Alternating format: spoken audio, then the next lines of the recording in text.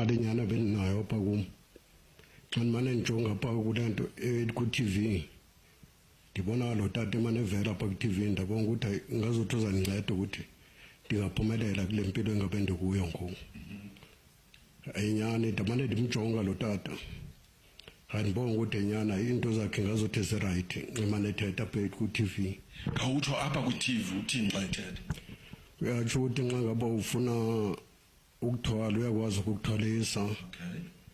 Xa ngaba ufuna ukuthi akunyuse nje akuphakamisela amadlozi uyakwazi ukuthi akunyusela amadlozi aphakame into zakho zikhanye ube nemali. Ndabona ukuthi ethi nento yakhasino uyakwazi ukuthi akwenzele ubambe ekhasino. Ngoku mna ndabona ukuthi kwezi zinto ezamane ethetha ngazo ndabona ukuthi engcono ile ekhasino ngoba yona ndiyabona ukuthi ayinabuthwalo phakathi. Into nje ukuthi ukunika iphondo uye ekhasino ufike ubambe ekhasino imali niyehlule naye.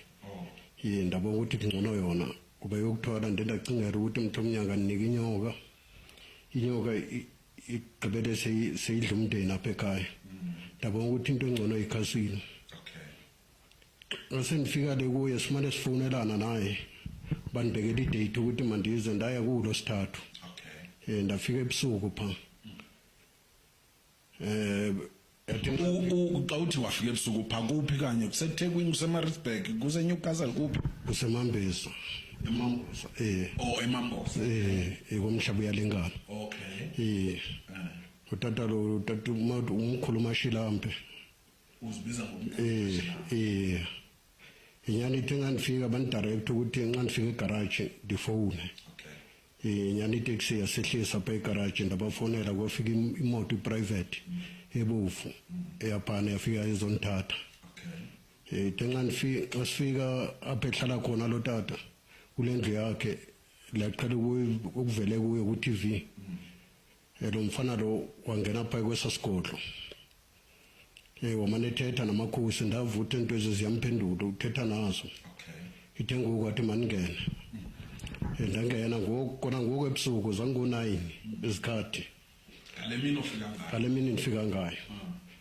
Hayi fika phana thetha wabuza ukuthi ndiphethe emalini. Ndatsho ukuthi imali endiyiphethe i-16 lena ekhasini.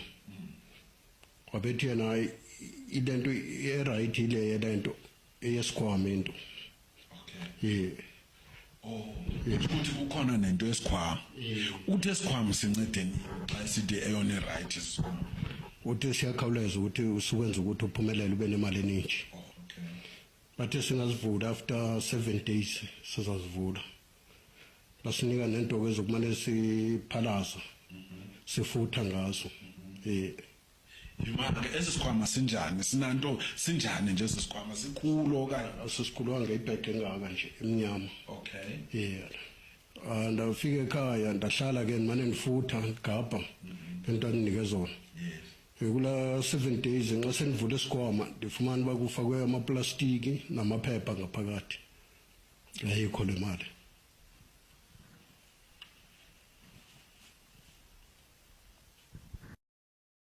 Hello Mzansi, welcome to Mgosi Mzansi. If today is your first time visiting this channel, please do the right thing and click the subscribe button, and also, oh my god, don't forget to smash the like button. Ikhala letmathunzi indoda yalapha eMatatiyeli ngemva kokuqolwa inyanga alidume kakhulu lebitwa ngaDr Mkhulu lehlala lapha eKZN kaMhlaba yalingana ngemva kokuthi emthembise ukuthi itomqebisi uthi yena uyakhona ukucebisa abantu ukuniketa sithwalo kwenta wina amalotho abo Betway. Uthi labe yena udecide ukuthi ngobe akafuni kulahlekelwa umndeni wakhe ngqona athathe lelula yokuthi awine lokho kubheja. Uthi ngakaza bheje lutho kani inyanga imcole 16k wayo. Guys, if inyanga ikhona akunika umuntu umcebo wayingadeniki yona wayiyona uthola ehlupheka ihlala kabuhlungu indle yawa, but ukhona kunika labanye abantu umcebo okungani angacala tinike yena if ufuna konke nje why ningayeki labantu ukuthi bahlala to mention they have nice cars nani nibone ukuthi ayiphela lo muntu ayishaya qobo lento ngoba nakunaye utendela inisatoqolwa. Shem, please do comment what you think below down in the comment section. This is the end of my video. I am signing out. So goodbye.